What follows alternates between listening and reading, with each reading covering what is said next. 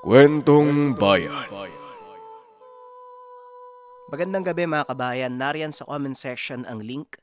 Detalyadong pagpapaliwanag tungkol sa tubig ng Banahaw. Ang nagpaliwanag ay manunulat dito sa ating channel, walang iba kundi si JR. Para sa mga interesado sa bisa ng tubig ng Banahaw at para dun sa mga nakabili na, magandang mapakinggan nyo ang buong pagpapaliwanag ni JR. Yun lamang. Salamat. Ang kwentong ito ay hango sa totoong buhay. Mula ito sa isa nating kabayan na itago na lang natin sa pangalang Milencio.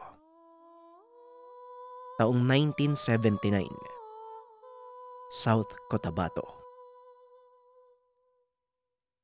Isang mangangahoy si Milencio. Ito ang kinabubuhay nila ng kapatid na si Kuya Toring. Sila na lang ang magkasama sa buhay. Bata pa lamang ang mga ito nang abandonahin ng ina. Ni hindi naman niya nakasama ang ama. Kahit anong pilit kay Kuya Toring na magkwento patungkol dito, pilit naman itong umiiwas. Tila mas gusto na lang ng kuya na malimutan ang ama at wag nang magkaroon ng kahit anong ugnayan dito. Kuya, mamaya pala dadaanan ako dito ni Amboy. Sasamahan ko na lang siya manguha ng isda sa ilog sa kabilang burol. Alam mo na, sayang naman yung mauhuli. Kailangan nating gumawa ng daing para sa paparating na tag-ulan.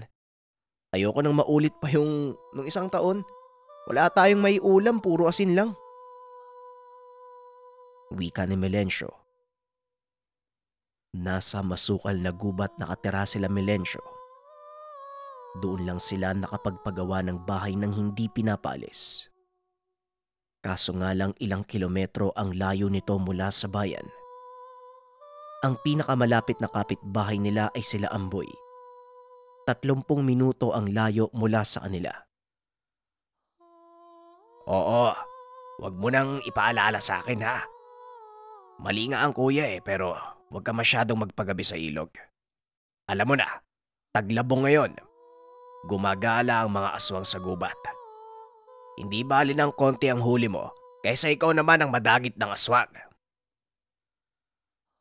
Wika ni Kuya Turing.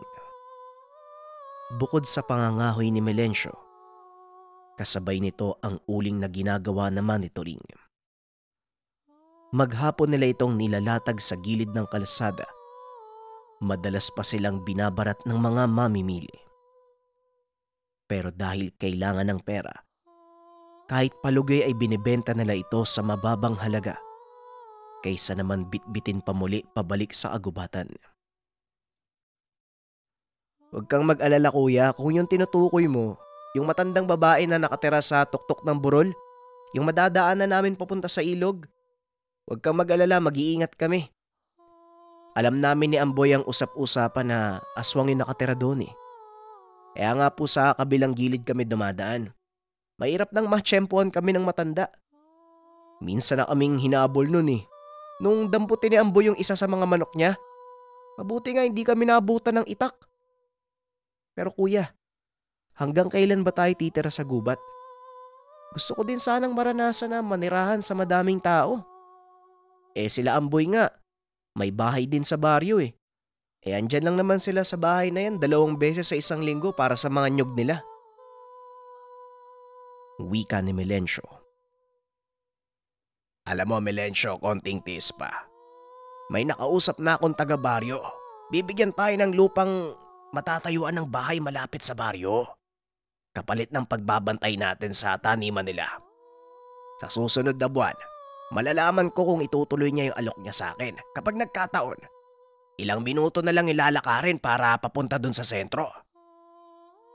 Tugon ni Kuya Turing. Natuwa si Milencio sa mga sinabi ng kapatid. May isang residente na naawa sa kanila nang makitang nakatira sa liblib na kakawyan. Ayon pa dito, kaibigan naman niya ang mga magulang nila at ibinigay sa kanila ang lupa bilang kapalit ng kabutihan ng ama't ina. Sana nga kuya, matuloy na yung sinasabi mo eh. Hindi na ako makapaghintay na makalipat eh. Napapagod na po ako dito sa gubat. Lalo na kapag wala ka tapos mag-isa lang ako. Nakakatakot po eh. Kung ano-anong tunog yung naririnig ko. Meron pang kaluskos. Kahit maisipan kong tumakbo, wala naman akong ibang pupuntahan eh. Wika ni Melencio. Dagdag pa ng binata. Nang minsang hindi makauwi si Kuya Turing, nakakita si Melencio ng napakatangkad na nilalang na may ulo ng kabayo. Dumungaw pa ito sa bintana kung merong tao sa loob ng tahanan. Kaya ang ginawa ni Melencio, nagtago ito sa ilalim ng katre hanggang sa umalis na ang nilalang. Tandaan mo, Melencio, tayo ang nakikitira sa gubat. Sila ang totoong nagmamay-ari ng kakawyan. Kaya nga pag-uuling, mga patay na puno, tumbang puno, yan lang ang kinukuha natin para walang magalit. Para hindi magalit yung nagbabantay sa gubat. Sa bawat punong natutumba ng bagyo o kagagawa ng mga tao man, sinisikap kong palitan ng lahat ng bagong puno. Naniniwala ako na kung alam natin kung paano alagaan ang gubat, ganon din ang ibabalik nila sa atin. Wika ni Kuya Turing. Ito ang prinsipyo ng kuya. Bagay na labis na hinahangaan ni Melencio dahil tila totoo ang sinasabi nito. Bagamat iba't ibang uri ng nilalang at elemento ang umaaligid sa kubo sa tuwing sasapit ang gabi, ni isa dito, walang nagtangka na saktan sila. Ilang sandali ang lumipas. Dumating si Amboy. Dala ang mga pamingwit at lambat sa pangingisda sa ilog. Magandang araw, Kuya Turing. Melencio, tara. Hindi ako pinayagan nila tatay na magpagabi masyado eh. May namataan daw na aswang sa baryo kagabi. Nakakatakot. Baka matsyempuhan tayo sa ilog. Kaya nga nagdala ako ng lambat para mas mapabilis yung paghuli natin. Halika na? Wika ni Amboy. Turing, totoo ba yung kwento tungkol sa mga aswang? Nakita na pala nila eh. Bakit hindi pa pinatay? Di sana wala na tayong problema ngayon. Wika ni Melencio habang naglalakad papunta sa ilog. Pero umiling lang si Amboy. Ay nako, Melencio. Ewan ko kung makagalaw ka sa oras na ikaw yung makakita ng totoong aswang. Nung habulin tayo ng matanda sa buro, lalos mawala na yung kaluluwa mo sa sobrang takot eh. Paano pa kaya kapag aswang na? Kaya kung ako sa'yo, huwag ka masyadong lumalabas kapag gabi. Napakaliit pa naman ang kubo nyo. Paano kapag naamoy ka ng aswang?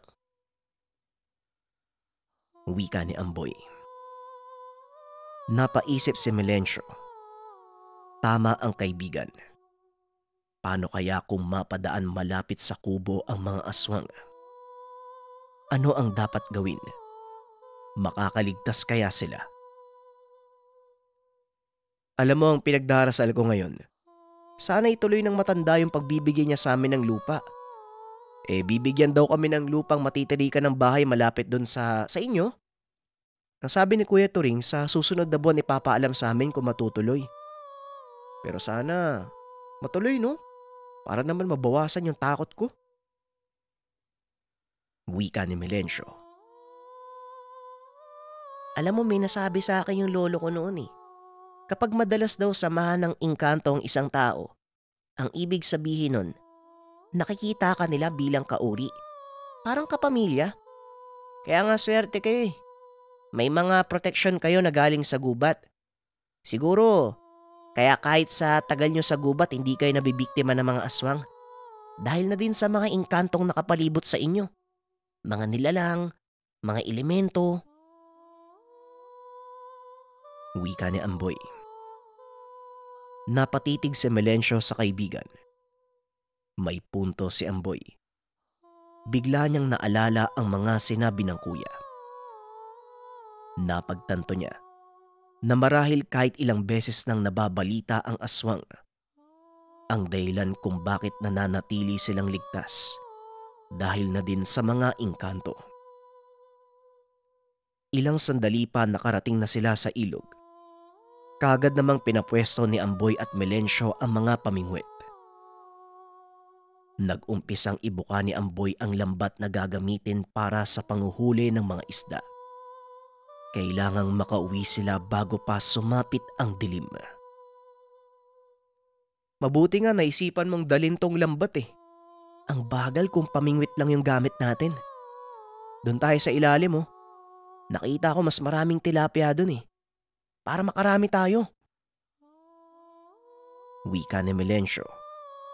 Natutuwa itong gumamit ng lambat. Habang seryoso ang dalawa sa panghuhuli ng isda, nakita nila ang matandang nakatira sa tuktok ng burol. Usap-usapan sa lugar na kaya ito nakatira sa itaas ng burol para mas mapadali ang pagpapalit ng anyo nang hindi nakikita ng kung sino man. Melencio, huwag kang maingay. Magtago tayo sa gilid. Baka makita tayo. Wika ni Amboy. Kinakabahan nito at namumutla ang itsura. Maging si Melencio, nag-aalala dahil nasa ilog pa sila. Alanganing makatakas dahil gagawa sila ng ingay sa oras na umahon. Kaya naman walang nagawa si Melencio kung hindi magtago sa naglalakihang damo sa lugar. Maya-maya pa matapos ang ilang sandali, umakyat na din ang matanda sa tahanan. Grabe, parang puputok na yung puso ko kanina. Kamunti ka na tayo dun. Ang mabuti pa siguro, isang huli na lang, tapos uwi na tayo. Ayokong abutan ng dilim malapit sa bahay ng matandang yan eh. Wika ni Amboy at muling inayos ang lambat. Nang hinayang ang dalawa sa dapat na huli ng lambat, naaberya ito dahil sa pagdating ng matanda. Kaya wala silang ibang pagpipilian kung hindi ulitin ito. Sige na, bilisan mo na dyan. Ayoko na magtagal dito sa ilog. Nararamdaman ko kanina pa may nakatingin sa atin eh. Wika ni Melencio. Ilang sandali pa, nang mailigpit ang lahat ng mga kagamitan, nag-umpisa ng maglakad pa uwi ang dalawa. Pero mula sa mga puno ng anhaw, may lumabas na napakalaking matandang babae. Mas mataas sa kanila kahit kuba ang katawan. Melencio, ano yan? Ngayon lang ako nakakita ng ganyang kalaking matanda. Wika ni Amboy habang nakakapit sa balikat ni Melencio. Hindi ko alam, pero sigurado ako, delikado yan. Tugon ni Melencio. Hinatak nito si Amboy na nooy tila napako na sa kinakatayuan at hindi magawang gumalaw. Habang yung matandang babae naman ay papalapit sa kanila. Mas kinilabutan si Melencio nang ibuka ng nilalang ang malaking bibig. Akala ko sa gabi lang sumasala kayong aswang ha. Maliwanag pa naman ha. Amboy, bilisan mo na. Huwag kang lilingon. Wika ni Melencio. Ramdam nila ang pag-alog ng lupa. Mabilis na gumagapang ang matanda at nakasunod sa kanila. Sa pagkataranta, kung saan-saan sila dumaan para mailigaw ang nilalang. Pero imbis na mawala, tila sila pa ang naligaw sa masukal na gubat. Sa hindi inaasahang kaganapan, nakita nila ang daan paakyat ng burol. Hanggang sa marinig nila na biglang nagsalita ang humahabol sa kanila. Saan ba kayo pupunta mga bata? Bakit kayo tumatakbo sa matanda? Mga wala kayong modo. Wika nito. Mas lalong tumindig ang balahibo ng magkaibigan. Napapagod na sila at hindi nakakayanin pang tumakbo. Namanhid na ang mga binti. Hirap na silang habulin ang paghinga. Tila sasabog na ang dibdib sa labis na pagod. Hanggang sa tuluyan ng nilamon ng dilim ang gubat at halos hindi na nila makita ang isa't isa. Pero naririnig pa rin nila ang boses ng matandang babae habang tumatawa. Papalapit ng papalapit sa kanila. Psst! Kayo dyan! Kung gusto nyo pang mabuhay, lumapit kayo dito. Bilisan nyo! Wika ng boses. Dahil madilim ang lugar, hindi nila makita ang mukha nito. Pero nang marinig nila, biglang nabuhayan ang dalawa. Kaagad nilang nilapitan ang pinagmumulan ng tinig. Lumihis sila ng daan, sumuot sa puno ng bayabas at mga gugon, na labis ang hapde na gumuguhit sa kanilang mga balat. Saan po ba ang punta natin? Pagod na po kami. Hindi na po namin kakayaning tumakbo. Maabutan na po tayo ng aswang. Kailangan po nating magtago. Wika ni Amboy. Alam ko, kaya nga sundan nyo ako. Ayoko ding makain ng aswang. Kung paiiralin nyo yung takot nyo, iiwanan ko kayo dito. Hindi ko kayo kaano-ano para isakripisyo ang buhay ko sa inyo. Wika ng tinig. Mula sa katahimikan ng gabi, kumalat sa buong paligid ang angil ng aswang. Tila galit na galit dahil hindi na makita si Amboy at Melencio. Hanggang sa makarating sila sa lugar na pamilyar. Subalit hindi sila sigurado. Hindi nila malaman dahil madilim sa bandang iyon. Isa itong kubo na nahaharangan ng napakaraming halaman at puno. Asa na po ba tayo? Ligtas ba tayo dito? Paano kapag nahabutan tayo ng umahabol? Anong gagawin natin? Tanong ni Melencio. Nanatiling tahimik ang tumutulong sa kanila. Hanggang sa marinig nila ang mga yabag ng nilalang na papalapit. Napatahimik ang lahat. Pero ilang sandali pa, unti-unti nang humina ang huni ng aswang. Kasabay ng unti-unting pagkawala ng mga yabag.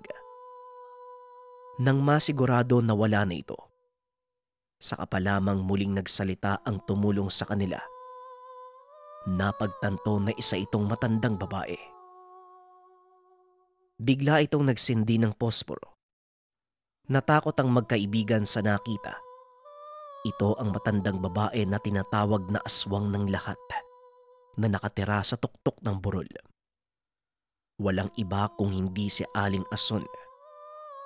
Napalunok ng laway si Amboy.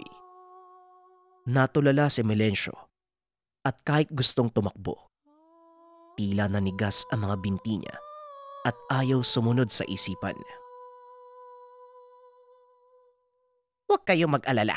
Hindi ako kumakain ng mga magdanakaw ng manok. At saka, alam niyo namang may aswang sa lugar. Pakalat-kalat pa kayo sa kakahuyan.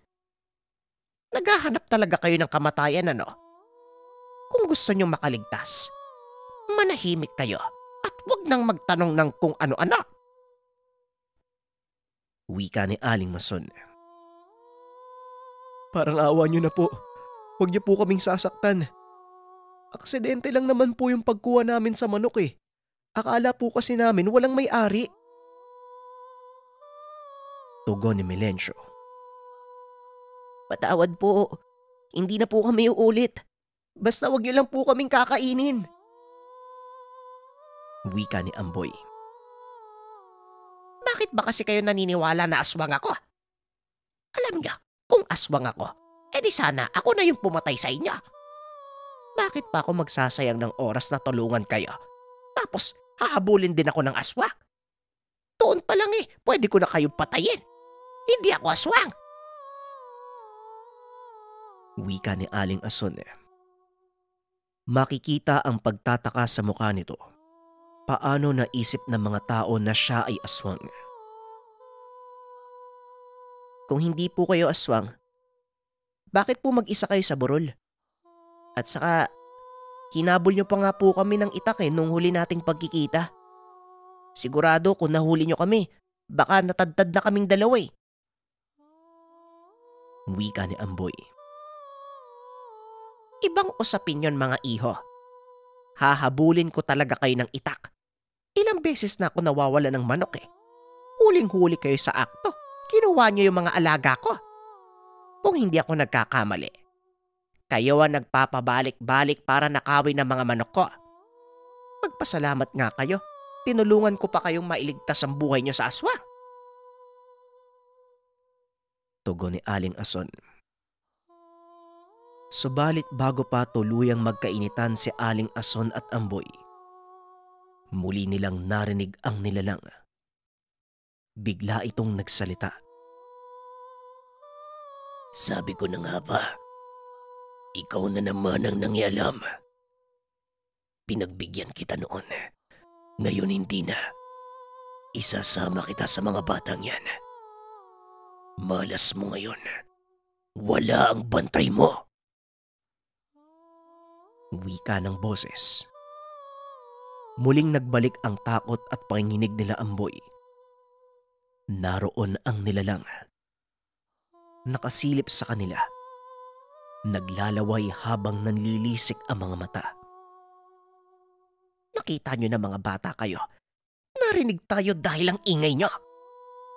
Ano pang tinutungangan nyo dyan? Kunin nyo yung itak sa dingding. Pati yung sibat kunin nyo. Huwag nyo sabihin magtatago kayo sa likod ng matanda, abay. Ang lalaki nyo, harapin nyo yung aswang. Hindi yan makakapasok sa bahay. Kaya talasan nyo ang pakiramdam nyo. Sa oras na makita nyo, huwag kayong magdadalawang isip na atakihin. Patamaan nyo sa puso. Pero huwag kayong magpapaabot sa kamay. Siguradong madudurog ang katawan nyo. O hindi kaya malalagyan kayo ng lason. Wika ni Aling Ason. Patuloy lang sa pag-ikot ang aswang sa palibot ng tahanan. Habang sila Amboy naman, natatarantang tinutusok ang sibat at itak sa dingding. Si Aling Ason ay nanonood lamang. Mahina na ang matanda. Hindi niya kayang makipaglaban sa aswang. Amboy, wag kang magwasiwas. Mamaya tamaan ako eh. Mauubos na yung dingding ng kubo, mamaya makapasok yan dito eh. Ako nang aatake. Suportahan mo lang ako. Wika ni Melencio. Muling umikot ang aswang. Mabilis na gumapang at tila pinaglalaroan ang tatlo na nasa loob ng kubo. Maya-maya pa, sa labas ng bintana, bigla silang nakakita ng nilalang. Ito yung kaparehong nilalang na nakita ni Melencio na sumilip sa bintana. Ang wangis ay sa kabayo. Kasabay nito, nakita niya ang nilalang. Buong puwersa niyang tinusok ng sibat. Umangil ito ng napakalakas. Patay tayo dyan. Mukhang mas ginalit mo yata, Melencio eh. Wika ni Amboy. Subalit kagad itong napatahimik. Muli niyang tinignan ng tikbalang. Nakita niyang nasa likuran ito ng aswang. Bigla nitong hinawakan ang malaking aswang habang nakasilip sa bintana ng kubo. Nakita niya ang hudyat ng tikbalang na suguring ito. Buong lakas ay tinarak ni Melencio ang sibat sa puso. Nangisay ang nilalang sa harapan nila. Maya-maya pa, hindi na ito gumagalaw. Binawian na ng buhay. Nang mamatay ang aswang, muling nilingon ni Melencio yung tikbalang. Dahan-dahan itong naglaho sa dilim. Ang galing ng ginawa mo, Melencio ah. Paano mo napatamaan yung aswang? Nakita ko biglang nanigas yung matanda bago mo saksakin eh. Huwag mo sabihin, meron ka ding yung mga dasal ba yun? Tanong ni Amboy. Hindi na ito pinansin pa ni Melencio. Napagtanto niya na siya lamang ang nakakita sa tikbalang. Maswerte kang bata ka. Isa ka sa napili ng kagubatan upang bigyan ng gabay. Ang nakita mo kanina, siya ang namamahala dito sa gubat. Pinoprotektahan niya ang lahat ng narito. Muling wika ni Aling Ason. Naalala ni Melencio ang pangaral sa kanya at turo kung paanong magpakita ng malasakit sa kalikasan. Kaya naman bumalik din ito sa kanya. Bago kayo umalis, siguraduhin niyong nasunog niyo yung katawan ng aswang. Mahirap na, baka mabuhay uli yan. Uubusin kayo niyan. Kagad itong sinunod ng magkaibigan. Pagkatapos ay nagpasalamat sila kay Aling Ason at umuwi na ng tahanan. Ngayon ay nalaman na nila ang katotohanan sa mga paratang kay Aling Ason. Hindi ito ang aswang. Bagkus katulad lang ito ni Kuya Turing na nangangalaga sa kalikasan. Lumipas ang ilang buwan. May dumating na magandang balita sa magkapatid. Inimbitahan sila ng matandang may-ari ng taniman ng nyug sa bagong tahanan. Pero kahit malayo na sila sa gubat, sa bawat pagpasok, baon pa rin nila ang respeto at pagmamahal sa kalikasan. Hindi lamang sa gubat, respeto para sa lahat ng elemento at nilalang na naninirahan sa lugar. Magandang gabi mga kabayan, ang susunod nating tagapagpadaloy ng kwento ay si RJ. Sana suportahan nyo rin yung kwento mga kabayan kasi kailangan magpahinga ng lalamunan ko. At dahil bago lang si RJ, sana pakinggan nyo yung storya hanggang sa matapos. Maraming salamat. Ang kwentong ito ay hango sa totoong buhay. Mula ito sa isa nating kabayan na itago na lang natin sa pangalang Marco. Taong 1977, lugar ng Cebu.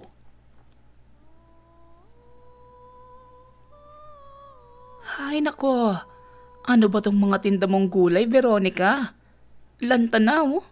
Mukhang wala ng sustansya eh. Baka naman sumakit pa ang tiyan ng mga bibili niyan. Hay nako, ang mabuti pa mga suke, dito na lang kayo bumili sa akin. Sariwa na, matataba pa. Wika ni Rosa. Nais nitong iparinig sa mga tao sa palengke na pangit ang gulay ng kapwa tinderang si Veronica. Bagamat hindi naman talaga lanta ang mga paninda ng dalaga, pilit itong sinisira ng kakumpetensya. Ano bang problema mo sa akin, Rosa? Tahimik ako nagtitinda dito eh. Bakit ba ang init na mata mo sa akin? Paano lanta eh? Kakaani ko lang yan sa taniman ko. Huwag mo naman siraan ang mga paninda ko para lang dumami ang benta mo. Lumabang ka naman ng patas. Tugon ni Veronica. Sa araw-araw na pagtitinda, hindi na naubusan ng paninira si Rosa sa kanya. Halos lahat na ng kapwa tindera galit din sa dalaga. Bukod kay Veronica, sinisiraan ito ang lahat ng nagtitindang hindi niya makasundo, lalo na kapag humihingi ng pabor at hindi na pagbibigyan. Ang mabuti pa, Rosa, itigo mo na lang yung bibig mo. Sino pong maniniwala sa mga kasinungalingan mo? Yan yatang mata mo ang nabubulok eh. Lahat na lang ng paninda dito. Baka naman kapag nananalamin ka, bulok na din ang nakikita mo. Sa araw-araw na ginawa ng Diyos, imbes na paninda mo ang tupagin mo puro ka paninira. Wika ni Marco, anak ng may-ari ng tindahan ng karne sa tapat ng gulayan nila Rosa at Veronica. Malapit na kaibigan nito ni Veronica. Simula mag-umpisang magtinda ang dalaga sa palengke 2 taon na ang nakakaraan. Mas matagal na itong nagtitinda doon kumpara kay Rosa, na 3 buwan pa lamang sa lugar. Andiyan na naman yung asungot na tagapagtanggol mo. Ewan ko sa inyo. Tugon ni Rosa. Natameme naman ang dalaga. Pinagtitinginan na siya ng mga tao dahil sa pamamahiya ni Marco. Huwag mo na pansinin yung katabi mo, Veronica. Kaya nga konti lang ang bumibili sa kanya eh. Dahil dyan sa ugali niya. Ewan ko ba? Bakit kaya may pinanganak na inggitera sa mundo? Hindi nilang matuwa sa pag-angat ng kapwa eh. Hihilahin pa talaga pababa. Siya nga pala, Veronica. Naitabi ko na yung binilin mong buto-buto ng baka. Daanan mo na lang sa pwesto ko mamaya bago ko umuwi ha. Dagdag ni Marco. Likas na mabait ang binata sa mga kasamahan sa palengke. Lalo na kay Veronica dahil malaki ang naging tulong nito sa kanya noong dinapuan siya ng malubhang karamdaman. Ikaw naman? Parang sobra naman yata yung sinabi mo kay Rosa. Napahiya tuloy yung tao. Mamaya ako na naman ang balikan yan pag uwi sa bahay. Wika ni Veronica. Bukod sa magkatabi sila ng pwesto sa palengke, malapit lang din ang tahanan nila kila Rosa. Sus, wala yan. Sabihin mo lang sa akin kapag may ginawa na naman sa iyo masama yung babaeng yan. Namimihasa kapag hindi pinapatulan eh. Tugon ni Marco. Pagsapit ng gabi, matapos magligpit ni Veronica ng pwesto, dinaanan nito ang pinatabi niyang buto-buto ng baka. Ito ang uulamin ng kapatid na si Bong, 12 anyos. Silang dalawa na lang ang magkasama sa buhay. Dumating ang magkapatid sa lugar. 4 na taon na ang nakararaan. Nagumpisa ang dalaga sa pagtitinda ng mga gamot na siya mismo ang gumawa. Pero dahil sa mga paninira ng tiyahin ni Rosa, sinasabing peke ang mga gamot na gawa ng dalaga. Kaya napilitan na lang si Veronica na itigil ang pagtitinda at sa halip nagtanim na lang sa bakuran ng tsuhi na nasa Maynila. May kalawakan ang lupa at sapat sa lahat ng pananim, mga kamote, sigarilyas, at iba pang maaaring pagkakitaan. O ito, dinagdagan ko na yan para sa inyo magkapatid ha. Teka, sabay na lang kaya tayo. Pauwi na din ako eh. Alok ng binata. Pero kaagad namang tumanggi ang dalaga. Maraming salamat Marco ha. Pero sige na, mauuna na ako. Susunod na lang siguro. Tugon ni Veronica. Sa daan pa uwi, may nakita itong lalaki na pabalik-balik sa baryo. Kilala ito sa pangalang Gonzago. Malaking tao na may matapang na muka. Kinakatakutan ng kapatid na si Pong sa tuwing nakikita. Pero kahit ganun, magandang hapon po Mang Gonzago. Wika ni Veronica. Hindi naman nagsalita si Mang Gonzago. Tumango lang ito sa kanya hanggang sa may kumalabit sa likuran. Magandang hapon din sa'yo. Biro ni Marco habang tumatawa sa likod niya. Ano ka ba Marco? Huwag mo nga akong ginugulat. Kung may hawak akong kutsilyo, baka nasaksak na kita. Wika ni Veronica. Ganon si Marco sa dalaga hindi dahil may gusto siya dito, kundi nais lang niya na may ituturing na kapatid. Nag-iisang anak lang si Marco. Saksi ang binata kung paano pagmalupitan ng mga kapitbahay ang magkapatid na dayo. Pero nagtataka si Marco kung saan natutunan ni Veronica ang panggagamot. Sabayan mo na nga lang ako sa paglalakad. Nakakainis nang may nakasunod sa likuran ko eh. Maibang ako Marco. Meron ka ba nung gamot na binigay ko sa'yo? Parang hindi nawawala yung ubo mo eh. Iniinom mo ba yun? Tanong ni Veronica. Palagi ko nakakalimutan eh. Tsaka sobrang pait naman nun. Sa susunod, lagyan mo naman ng konting asukal para masarap inumin. Pabirong tugon ni Marco. Pagdating sa baryo, bigla na lang silang nanahimik Maraming tsismosa sa lugar at numero 1 si Rosa at ang tiyahin nito. Nang sumunod na araw, nagtataka si Marco. Wala si Veronica sa pwesto at maghapong hindi nagtinda. Teka, Arnel, napansin mo ba si Veronica? Alam mo ba kung bakit hindi siya nagtinda? Tanong ni Marco. Hindi ko din alam eh. Inaantay ko nga. Bibili sana ako ng gamot para sa rayuman ni tatay. Pero wala pala siya dito. Ang mabuti pa, tignan mo na lang sa bahay nila. Baka nagka-problema lang eh. Tugon ng kaibigang si Arnel. Napaisip na lang si Marco. Marahan niyang tinignan ang tindahan ni Veronica, pati ang tindahan nila Rosa. Gusto niya sanang magtanong kung nakita ba nito si Veronica. Pero nagpasya si Marco na puntahan na lang ang tahanan nito kesa kausapin si Rosa. Pag-uwi ni Marco, naabutan niya si Veronica. Nag-aayos ng pananim na tila dinaanan ng malakas na bagyo. Anong nangyari dito? Bakit nasira na yung gulayan mo? Tanong ni Marco. Hindi ko din alam eh. Maayos pa naman to kagabi. Pero pagising ko ngayong umaga, ganito na. Kaya nga pinipili ko yung mga pwede pang mapakinabangan para maluto. Hindi ko na nga alam ang gagawin eh. Kailangan ko magbayad ng upa sa pwesto. Pero mukhang isusuko ko na lang eh. Wala akong mailagay na paninda. Nadaanan yata ng ligaw na hayop kaya nagkaganito.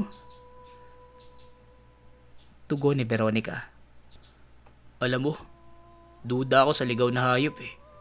Mukhang sinadyang punutin ng mga pananim mo eh. Tsaka walang hayop na nagdadala ng itak para putulin ng mga sigarilyas. Ito, tignan mo. May mga bakas pa ng patalim. Alam mo, ang mabuti pa, ipaalam natin to sa kapitan. Para naman maaksyonan ka agad.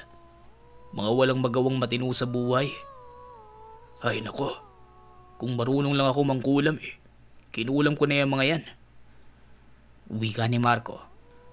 Galit na galit ang binata sa pangsasabutahe ng gulayan ni Veronica. Pero may hinala na siya sa may gawa nito. Naku Marco, huwag mo nang hilingin.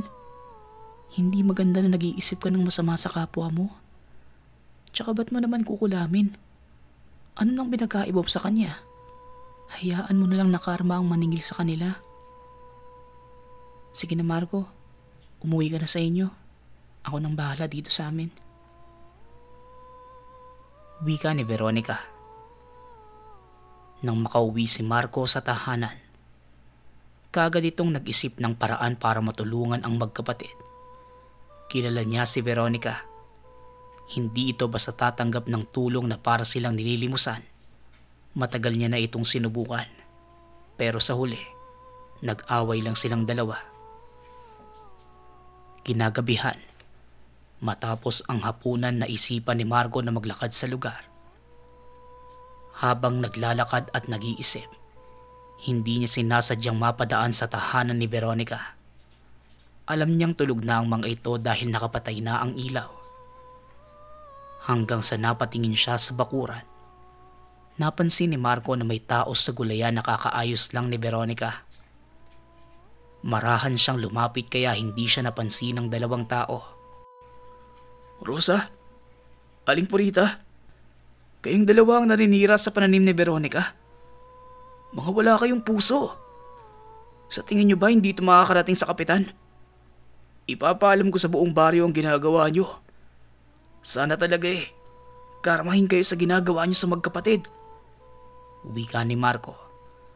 Sa lakas ng boses ng binata, nagising si Veronica maging ang mga kapitbahay. Nakita nila ang magtiyahin. May hawak na itak at pala. Huli sa akto habang sinisira ang mga pananim ng dalaga. Nagkakamali kayo na iniisip. Si Tia ang nagutos sa akin eh. Wika ni Rosa. Aba, anong ako? Eh ikaw tong pumilit sa akin na sirain ang taniman ng kukumpetensya mo sa palengke. Ba't mo ipapasa sa akin? Wala kang utang na loob. Tugon ni Aling Purita. Nakita din ito ng mga rumrondang tanod. Isinama sa tanggapan ng kapitan ang magtiyahin. Bukod sa kahihiyan, pinagbayad din sila ng danyo sa perwisyong nagawa nila. Pero imbes na humingi ng tawad kay Veronica, tila nagmamatigas pa ang magtiyahin. Tingnan na lang natin ang magagawa nyo kapag pineste kayo ng aswang. Mga hampas lupang salot! Wika ni Aling Purita. Mawalang galang na ho, Aling Purita. Pero ano po ba yung pinagbabanta nyo tungkol sa aswang? Ipapaaswang nyo si Veronica? Bukod pala sa masama ang ugali nyo may lahi pa kayong aswang. Tugon ni Marco. Dahil sa sinabi ng binata, napuno ng bulungan ang lugar. Lalong nasira ang imahe at pangalan ng pamilya ni Aling Purita. Nabansagan sila noon na pamilya ng aswang. Dahil sa labis na kahihiyan, iniwan ito ng asawa at umuwi sa probinsya kasama ang isang anak. Ang magtiyahin na lang ang natira sa tahanan. Ikaw talaga, Marco. Tingnan mo ang nangyayari sa kanila, oh. Nagkawatak-watak na yung pamilya. Hindi mo kasi mapigilan yung bunganga mo, eh. Wika ni Veronica. Ano ka ba? Tama lang ang nangyari sa kanila. Masyado kong mabait, eh. Kaya ako ang magiging demonyo para sa'yo. Gusto kong malaman nila na hindi libre ang pang-aalipusta sa kapwa. Dapat nilang malaman na mahal ang bayad nun. Tugon ni Marco. Paano kung totoo yung banta niya tungkol sa aswang at inaswang nga kami? Wala ka naman sa bahay para tulungan kami. Di konsensya mo pa kapag may nangyari sa amin. Ikaw talaga. Naiintindihan ko naman na gusto mo lang makatulong. Pero hayaan mo kong dumiskarte. Lalapitan naman kita kapag hindi ko na kaya, eh. Huwag ka nang mag-alala. Wika ni Veronica. Doon lang naisip ni Marco na may punto ang dalaga. Di ba ano yan? Ano palang plano mo sa pwesto mo? Ilang araw ka nang walang kita, eh. Isuko mo na lang kaya? May mga mas murang pwesto naman sa labas ng palengke. Tsaka kung ako sa'yo, pagbebenta na lang ng gamot ang gagawin mo. Mabisa naman, eh. Tsaka kikita ka pa ng mas malaki. Mungkahi ni Marco. Hindi ko alam, Marco. Bahala na. Ang importante sa akin ngayon, makakain kami magkapatid na maayos at hindi siya nagkakasakit. Hayaan mo. Susubukan ko yung sinabi mo. Isa pa, plano ko naman talagang bitawan na yung pwesto. Wala na akong ipababayad dun, eh. Sige na, Marco. Uuwi na muna ako. Yung usapan natin, ha? Ako na munang bahalang dumiskarte. Tugon ng dalaga. Matapos ang usapan, kagad pumunta si Marco sa palengke. Kailangan na niyang palitan ng ama sa pwesto. At isa pa, kailangan niyang magsipag. Malaki ang posibilidad na mangailangan ng kaibigan. Nais niyang maging handa kung sakaling mangailangan nito. Uy Marco, ayos ka lang ba? Bakit nakatulala ka lang dyan? Nga pala, pati si Rosa hindi na nagtitinda. Ano bang nangyayari sa kanila? Kanina, may pumuntang malaking mama dito. Kinuha yung mga paninda kasama si Aling Purita. Wika ni Arnel. Ewan ko. Buti nga yan sa kanila, eh. Magsara na sila. Akalain mo ba naman? Sinira na magtiyahin yung gulayan ni Veronica. Kaya nga hindi na siya nakakapagbenta, eh. Ang daming tao talaga na pasmado ang utak, no? Tumatandang paurong. Tugon ni Marco. Mag-aalas 6 ng pauwi na si Marco mula sa palengke. May bitbit itong buto-buto na paborito nila Veronica at Bong. Ibibigay niya yon sa dalaga. Pero palalabasin ni Marco na ipapaluto lang ito at hihingi para naman tanggapin ng kaibigan. Subalit habang nasa daan, Hinarang siya ni Aling Purita at ng malaking lalaki. Si Mang Gonzago. Alam niya na mga oras na yon na masama ang pakay ng mga ito. Yan, Gonzago. Yan yung dahilan kung bakit ako iniwan ng bayaw mo. Masyadong makati ang bibig eh. Kung ano-ano ang sinasabi sa pamilya natin. Ang mabuti pa, turuan mo ng leksyon ng matuto. Pero wag mong papatayin. Lumpuhin mo lang. Wika ni Aling Purita. Mabuti na lang mabilis mag-isip si Marco. Dahil medyo malayo pa ito sa kanya. Nagmamadaling tumakbo si Marco sa nadaanang nagiinuman. Hanggang sa nakarating siya sa lugar. Mabuti na lang kakilala niya ang mga tumatagay. Kaagad itong nagsumbong tungkol sa pagtambang sa kanya ni Gonzago. Walang may alam kung taga saan ito. Doon lang nila nalaman na kapatid yun ni Aling Purita. Kaagad namang umalis ang matanda. Napag-alaman nila na ilang araw nang hindi umuuwi si Aling Purita sa tahanan. Maging si Rosa, wala na din doon. Kaya pala malakas ang loob nito dahil mahihirapan na ang mga taong hanapin sila. Pinayuhan na lang si Marco ng kapitan na huwag masyadong magpapagabi ng uwi. Lalong-lalo na pumunta sa liblib na lugar. Baka mamaya, matuloy na ni Aling Purita ang binabalak sa kanya. Nagmamadali namang nagpunta si Marco sa tahanan ni Veronica. Nais niyang maabutan pa itong gising. Nakahinga naman siya ng maluwag nang makitang nakabukas pa ang ilaw ng tahanan nito at kaagad tinawag ang dalaga. Anong nangyari sa'yo? Ba't pawis na pawis ka? Tsaka ginabi ka na yata nung uwi ah. Tanong ni Veronica. Si Aling Purita. Akalain mo, kapatid niya pala si Mang Gonzago. Inaabangan nila ako sa daan eh. Balak ba sana ako lumpuin? Mabuti na nga lang nakatakas ako eh. Kung hindi, baka talagang nalumpo na ako. Sa laking tao ba naman ni Mang Gonzago eh. Pero wag kang mag-alala. Pinapabantayan na ni Kapitan ang baryo natin. Kahit si Mang Gonzago, hindi na papayagan tumapak dito. Wala na din pala dyan sa bahay nila yung magtsahing aswang. Wika ni Marco. Sus, yan ang napapala mo sa kadaldalan mo. Mag-ingat ka nga sa susunod. Ang mabuti pa, dalhin mo tong kwintas na to para kahit papano may pangontra ka.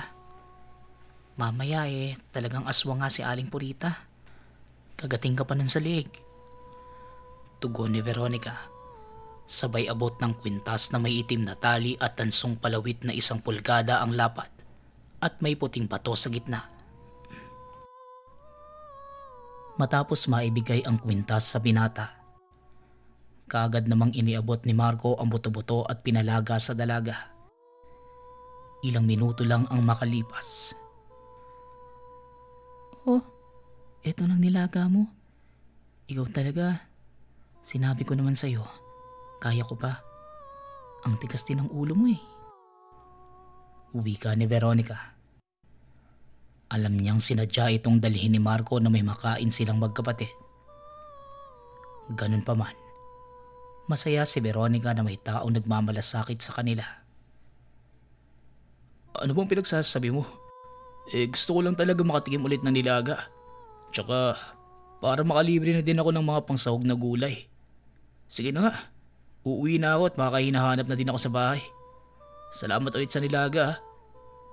Magsara ka ng pinto. Gabi na eh. Baka kung ano pa yung mangyari sa inyo. Pero ang kinakabahala ko, si Mang Gonzago. Nakakatakot yung lalaking yun eh. Parang laging handang pumatay ng tao. Kaya kung sakaling makita mo, umiwas ka na kagad ah. Malamang pati ikaw balak saktan ni Aling Purita. Kita mo naman yung ginawa niya sa gulayan mo, di ba? Wika ni Marco. Habang nasa daan, napansin ng binata na may figura ng tao na nakatago sa puno. Tignan mo nga naman oh. Hanggang dito ba naman sa baryo eh. Ayaw niyo akong tigilan? Kung magtatago kayo, Doon naman sa hindi ko makikita. Sigaw ni Marco. Nagpatuloy lang ito sa paglalakad. Matapang ang binata dahil ilang metro na lang. Naroon na ang tahanan. Nang makauwi, naroon ang ama't ina at kausap ang kapitan. Dahil kaibigan ng tatay, sinadya mismo ng kapitan na abisuhan ang mga magulang sa peligrong kaharap ni Marco. Mabuti naman at narito ka na, Marco. Kausap ko nga itong tatay mo tungkol sa nangyari sa'yo. Ang mabuti pa, huwag ka munang lalabas ng baryo natin mag-isa. Maraming nagsasabi sa akin nakita nila si Aling Purita at Gonzago na umaaligid sa baryo. Mukhang inaabangan ka nabaliw na yata. Nasiraan na ng bait at handang pumatay ng tao. Wika ng kapitan. Nako, delikado ka anak. Ang mabuti pa siguro, kami na lang ng nanay mo ang magbabantay muna sa palengke. Dito ko na lang sa bahay. Susubukan pa ng kapitan na ipaalam sa otoridad ang tungkol kila Aling Purita. Hindi natin masasabi kung anong pwede nilang gawin sa mga kabaryo natin. Huwag kang mag-alala. Hindi naman ako mag-isa Mahirap na. Baka pati kami biktimahin ni Purita. Wika ng ama. Gusto pa sanang magpumilit ni Marco na siya na ang magtitinda. Subalit ayaw talaga ng ama. Maging ang pagtitinda ng pamilya. Naapektuhan din. Hanggang 3:00 na lang sila ng hapon sa palengke. Hanggang sa marisolba nila ang problema. Ano pa nga ba magagawa ko, tay? Sana lang po magkaroon na po kaagad yan ng aksyon. Masyado na pong nakakaperwisyo yung pamilya ni Aling Purita Tsaka, hindi kaya totoo mamamatay tao yung si Mang Gonzago. Yung kinakabahala ko, baka naman sila Veronica ang pag-initan nila. Kaya sana naman kapitan, magawan po yung kaagad ng paraan. Wika ni Marco. Matapos ang usapan, dumiretso muna si Marco sa kusina at nilapag ang nilaga. Nang mailagay, kaagad nang pumunta si Marco sa silid. Naiinis ang binata dahil wala siyang magawa. Naaalala niya kung paano siya nagmukhang batang paslit nang habulin siya ni Mang Gonzago. Nais niyang mas maging matapang at magawang ipagtanggol ang sarili pati na rin sila Veronica. Lumipas ang 3 araw. Biyernes ng hapon. Nakita niya si Veronica na sinusubukang maglako ng mga gamot na paninda. Nag-uumpisa ng makuha ng dalaga ang tiwala ng mga tao.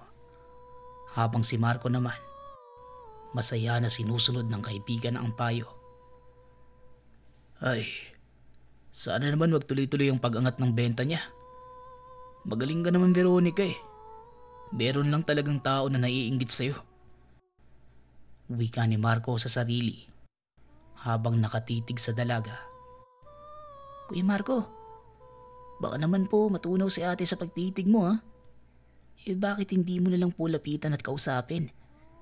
Wala namang kaming ibang kaibigan dito bukod sa'yo Alam mo ba, palagi kanyang inaalala. Galit nga yan na hindi mo iniinom yung gamot mo sa ubo Wika ni Bong. Naroon pala ito at matagal nang pinagmamasdan si Marco. Uy Bong, andyan ka pala? Huwag kang mag-alala. Iniinom ko na nga Napagalitan ako ng ate mo noong isang araw. Siya nga pala Bong, dahil makakalimutin niyang ate mo sa pagsara ng bintana at pinto. Ikaw na ang magkusa Malinaw ba? Huwag mong hayaan na nakabukas ang pinto niyo kapag tumidilim Lalo na't nasa paligid lang si Mang Gonzago. Bili ni Marco. Magkasama nilang inantay si Veronica sa bakuran. Maraming kwento si Bong ng mga bagay na hindi inaakala ni Marco. Labis itong natuwa sa mga nalaman. Masaya si Marco na palagi siyang inaalala ni Veronica. Lalo pa nung nalaman nitong hinabol siya ni Mang Gonzago. Hindi lang pinapahalata ng dalaga. Pero ayon kay Bong, kapag nasa tahanan palagi nitong kinakausap ang sarili. Minsan pa nga ay inaaway pa. Kanina pa ba kayo andito sa labas, Bong? Pumasok ka na sa loob. Mahamog na oh. Ikaw, Marco, bakit andito ka na naman? Huwag mo sabihin magpapaluto ka ulit ng nilaga. Wika ni Veronica. Hindi naman.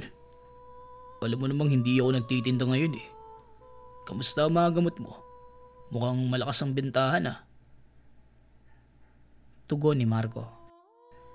Inimbitahan ni Veronica si Marco sa loob ng tahanan. Ayon sa dalaga, dahil malakas ang kita ipagluluto niya si Marco ng masarap na pansit. Bandang 8:00 na nakapag-umpisang magluto si Veronica. Habang si Marco naman, nasa labas ng tahanan, nagsisibak ng kahoy na panggatong sa niluluto. Nang makakita ito ng aninong dumaan sa likod niya. Bong, ikaw ba yun? Tanong ni Marco. Kaagad namang tumugon ang bata na nasa loob siya. Maging si Veronica. Natanong din ng binata. Paano naman ako dadaan dyan? Ikita mo namang abala ako sa pagluluto. Ayos ka lang ba? Tugon ni Veronica. Nagtataka si Marco. Sigurado siyang may naglakad sa likuran niya. Nagpatuloy lang ito sa pagsibak ng kahoy at maya-maya pa, muling may dumaan sa likuran. Teka, kanina pa to ah. Pinaglalaroan niyo ba ako? Teka lang ah. Wika ni Marco. Sinubukan ng binata na umikot sa likod bahay. Marahan niyang sinilip kung naroon ba ang kanina pang dumadaan sa likod niya. Iniisip ng binata na baka may nagbibiro lang sa kanya. Subalit wala namang tao sa likod bahay, kaya napakamot na lang sa ulo si Marco. Nang makabalik kung saan nagsisibak ng kahoy, napatingala siya nang may makitang anino sa lupa. Buong akala niya, ibon lang ang naroon. Pero hindi ibon ang nakita ni Marco, kundi malaking nilalang. Nasa bumungan mismo nila Veronica. Anong? Veronica, isarado mo yung pinto sa kusina. Ikaw naman, Bong, isara mo yung mga bintana. Sigaw ni Marco. Patakbo itong pumasok ng tahanan at iniwan ang mga panggatong. Teka nga, ayos ka lang ba? Ano ba nangyayari sa'yo? Tanong ni Veronica. May aswang sa taas ng bahay niyo. Akala ko nga binibiro lang ako eh. Kanina pa may dumadaan sa likuran ko. Pero nung tignan ko sa itaas, nakita ako yung malaking aswang. Nakatitig sa akin ng masama eh. Mukhang totoo yung sinasabi ni Aling Purita. Kung nandito lang sana sila tatay, alam nila kung paano itatabo yan. Dito lang tayo sa loob. Huwag kayong mag-alala. Hindi naman yata tayo niyan papasukin eh. Asa na ba yung itak nyo? Tugon ni Marco. Halata sa binata ang panginginig sa takot dahil sa nakita. Samantalang si Veronica naman, nanatiling tahimik at kalmado. O ito, uminom ka muna ng tubig. Para ka namang aatakihin sa puso eh. Sigurado ko bang aswang yung nakita mo? Baka mamaya, namamalikmata ka lang. Ano namang gagawin ng aswang dito? Tanong ni Veronica. Kinukumbinsin nito si Marco na huminahon. Maya-maya pa, may nagsalita sa labas ng tahanan. Boses yun ni Aling Purita. Marco, ang batang pakilamero. Mabuti at narito ka sa bahay ng mga pobre. Hindi na kami mahihirapang puntahan ka. Magkasama ko na kayong ipapakain dito kay Gonzago. Wika ni Aling Purita. Mula sa normal hanggang sa naging nakakatakot ang boses nito. Wala na sa katinuan ng Ali. Tama ang hinala ni Marco. Aswang din si Aling Purita. Dahil sa inyo, nawalan ako ng tindahan sa palengke. Pero huwag kayong mag-alala. Kapag may sobra sa katawan nyo, ilalagay kong patabayan sa gulayan ko. Wika ni Rosa. Totoo nga, Aswang ang buong angka nila. Kaya siguro iniwan to ng asawa at anak niya eh. Bukod pala sa pagiging inggitera, may pagkaaswang din. Veronica, may alam ka bang pangontra sa mga aswang? Mukhang hindi tayo tatantanan nito hanggat di tayo napapasok eh. Asin? Meron ka bang asin? Sa pagkakaalam ko, pangontra yun sa kanila eh. Wika ni Marco. Patuloy pa rin ito sa paghahanap ng paraan para maitaboy ang mga nilalang na naghihintay sa kanila sa labas. Ito ang bagay sa mga gulay mo, Veronica. Ikaw na lang ang laging paborito ng mga tindero sa palengke pati ng mga mamimili. Pati na si Arnel eh. Ikaw ang palaging hinahanap. Wika ni Rosa habang sinisira ang mga gulay ng dalaga. Gustuhin mang lumabas ni Marco pero alam niya na wala siyang laban sa 3 aswang. May problema ka pala talaga sa pag-iisip. Malamang hahanapin ni Arnel palagi si Veronica. Sa kanya bumibili ng gamot si Arnel para sa lolo't lola niya eh. Kung hindi ba naman makitid yung utak mo? Tsaka malabong magustuhan ka ni Arnel sa ugali mo. Tapos ngayon, nalaman namin aswang ka pala. Umalis na kayo bago pa kayo madatnan ng mga tanod dito. Siguradong malalagot kayo sa oras na makita kayo ng mga tao. Kilala na namin kayo. Wala na kayong takas. Banta ni Marco para takutin sana ang mga nilalang. Pero hindi nagpatinag sila Aling Purita. Patuloy pa rin sa pagkalampag ng tahanan at pagsira ng mga pananim. Kaya nga dapat lang na mawala kayo para walang makaalam sa pagkaaswang namin. Gonzago, pasukin mo na ang bahay. Huwag kang mag-iiwan ng buhay. Kainin mo silang 3. Nawala ang asawa at anak ko dahil sa lalaking yan. Simula nang dumating niyang magkapatid, puro kamalasan na ang nangyari sa buhay ko. Utos ni Aling Purita. Mabilis na kumilos si Marco para malagyan ng harang ang pinto. Mabuti na lang mabilis niya itong nakalangan. Umikot sa pinto sa kusina si Gonzago. Alam ni Marco na mahina ang pinto doon, kaya nakaabang siya hawak ang itak. Sa oras na maramdaman niyang naroon na si Gonzago, balak ng binata na saksakin ito tagos sa pinto. Nagtagumpay si Marco. Pagkasaksak sa pintuan, tinamaan din si Gonzago. Pero nagawa namang sirain ni Aling Purita ang pintana sa sala, kaya napasok sila ng mga aswang. Veronica, dito lang kayo sa likod ko ah. Wika ni Marco. Kahit alam niya na wala siyang laban, pero hindi niya pababayaan ng magkapatid. Kaya niyang ibigay lahat, basta masigurado ang kaligtasan ng dalawa.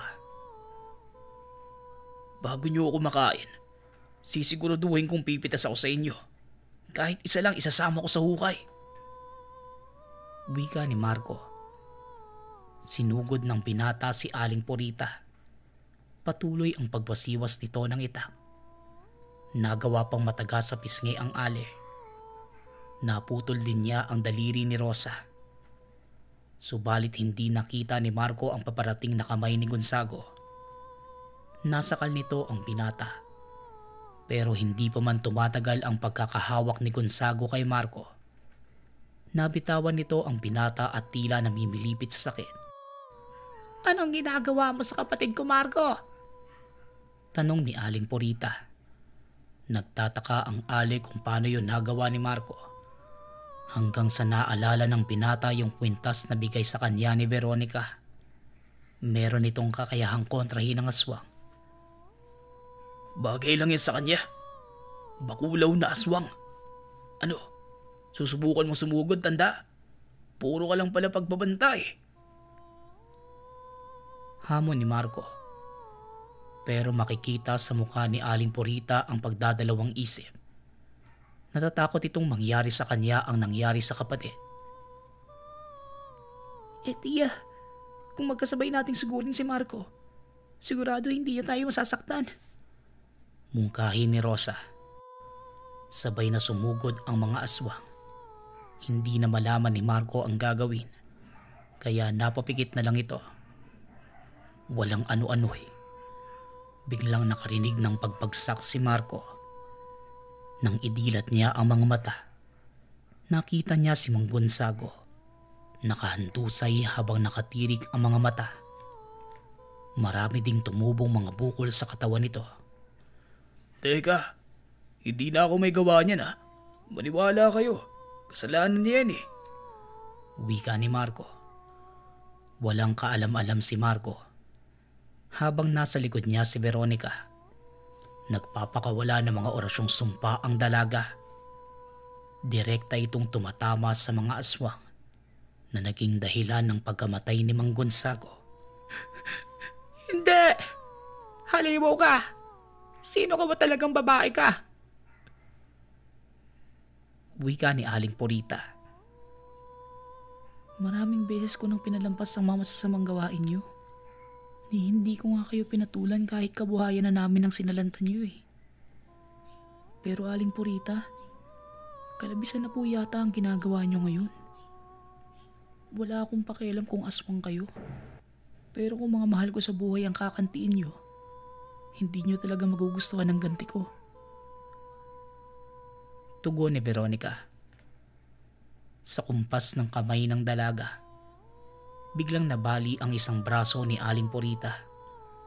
Sumubok pang sumugod ni Rosa, pero bigla namang nabali ang kaliwang binti nito. Masalimo ka pa sa amin, Veronica. Ano bang ginagawa mo? Itigil mo to. Wika ni Rosa. Subalit tila walang naririnig si Veronica. Pinandidilatan lamang sila ng mata habang isa-isang binabali ang mga buto sa mga binti at kamay. Sige pa, sumigaw pa kayo. Magmakaawa pa kayo. Akala ko ba'y gagawin niyo akong pataba sa gulayan niyo? Asa na ang tapang niyo ngayon mga aswang? Ikaw Aling Purita, dapat buong angkan mo na ang sinama mo dito. Para naman kahit papano, natuwa ako sa inyo. Hindi niyo ko kaya tanda. Wika ni Veronica. Nang magsawa ang dalaga sa paglalaro sa katawan ng mga aswang, bigla na lang nitong binali ang leeg ng dalawa. Humandusay si Rosa at Aling Purita habang dilat ang mga mata. Tulala si Marco sa mga nangyari. Ang buong akala niya, lubos na ang pagkilala niya kay Veronica. Pero tila ibang tao na ang nasa harapan. Kuya Marco, kabilang kami sa angkan ng mga mangkukulam. Ngayong alam mo na po, iiwasan mo din po ba kami? Tanong ni Bong. Huwag kang mag-alala, Marco. Kahit naman iwasan mo kami at kamuhian, hindi ka namin sasaktan. Malaya kang makakalis dito. Sana lang huwag mong ipagkakalat ang mga nalaman mo ha. Wika ni Veronica. Bagamat nanghihina na sa mga nangyari, bukod pa ang nakakagulat na nalaman, alam niya na hindi masama ang magkapatid. Ang drama niyo namang dalawa. Ano bang pinagsasabi niyo? Ang mabuti pa, tulungan niyo na lang ako dito sa mga katawan ng aswang. Mukhang sila ang magiging pataba sa gulayan mo ha. Pero teka, baka naman maging aswang ako kapag kinain ko yung gulay sa pinaglibingan nila. Biro ni Marco para mapagaan ang paligid. Natuwa naman ang magkapatid. Buong akala nila kakatakutan sila na nag-iisang kaibigan sa baryo. Imbis na matakot si Marco, naging masaya pa ito sa nangyari. Hindi na niya kailangan alalahanin pa si Veronica. Aba malay ko, mangkukulam ako at hindi aswang. Kung gusto mo, subukan mo para malaman natin. Tugon ni Veronica. Simula ng araw na yon, naging mas malapit pa sila Marco at Veronica. Walang alam ang mga tao sa baryo na may 3 aswang na namatay sa lugar nila. Matapos ang insidente, bumalik sa dating regular na gawain ng magkaibigan. Ngayon nagagawa ng bumalik ni Marco sa pagtitinda at si Veronica naman. Unti-unting naging sikat na manggagamot dahil sa kanyang mabibisang gamot na paninda. gamot na may halong orasyon ng mangkukulam.